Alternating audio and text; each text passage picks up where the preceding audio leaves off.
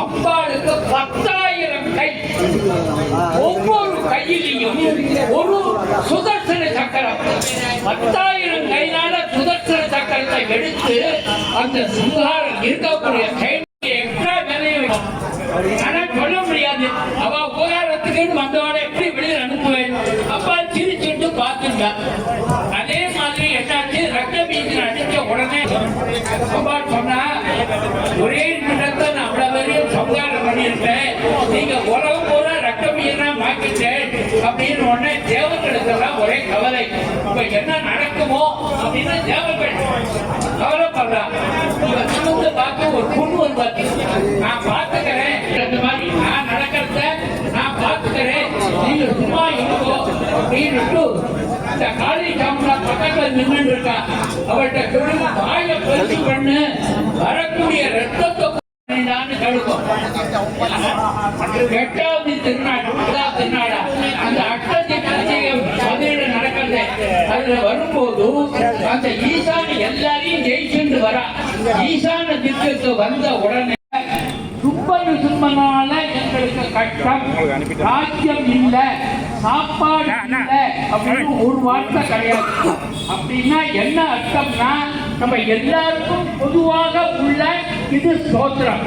சொன்ன உடனே வா, நல்ல விதமாக நீ சொல்லு, என்னோட பெருமை எல்லாம் நீ பிரமாதமா சொல்லு. அதை கேட்டு அந்த குழந்தைய நீ கௌரவமா கூட்டிட்டு வாங்க. அவன் ராஜு எல்லாத்தையும் சொன்னான்.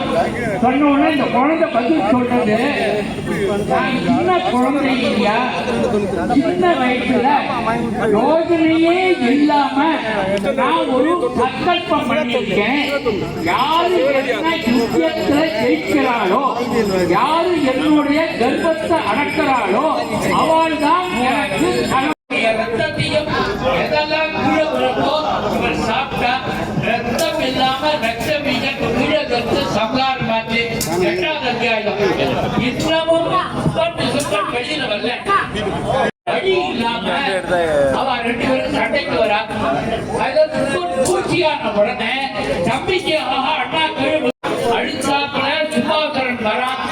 கேட்கறான், நீ தனியா இருக்கேன்னு நான் சண்டைக்கு வந்தேன், நீ பாக்கி பேரை கூட்டிட்டு சண்டைக்கு எட்டி வரதான் வந்திருக்கா. எங்கிட்டே எக்குமாயிடுவா. நீ தைரியமா இருந்து சண்டை போடு. நீ இனிமே நீ வீட்டுக்கு கௌரவம் இருக்காது. வீர மரணம் அடைஞ்சால்தான் உனக்கு சொர்க்கம் கிடைக்கும். அதனால சண்டை போடு. சண்டை போட்டு சங்காரக்காரா. இந்த கதையில என்ன புரிஞ்சுக்கணும்னா, அம்பாள் என்ன சொன்னா, என்ன யாரு சண்டையில ஜெயிக்கிறாளோ அவளை கல்யாணம் பண்ணிக்கிறேன்னு சொன்னா இல்லையா. இது மறையும், இவள் நாளை தலை முடிஞ்சு கீழே நிற்பாள் அப்படின்னு மறைஞ்சு அவளுக்கு தெரியும். கசரை வாக்கு சொல்லியிருக்கு. யாரு இவளுடைய உடனே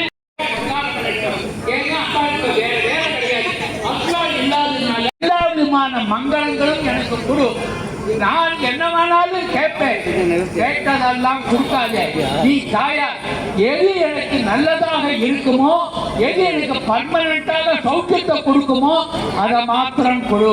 ஒரு வரம். 2வது, சக்கல சௌக்கியத்தோடு நான் இருக்கேன், எனக்கு ஒரு விதமான ஆபத்துகளும் விபத்துகளும் வரக்கூடாது. அதாவது வந்தா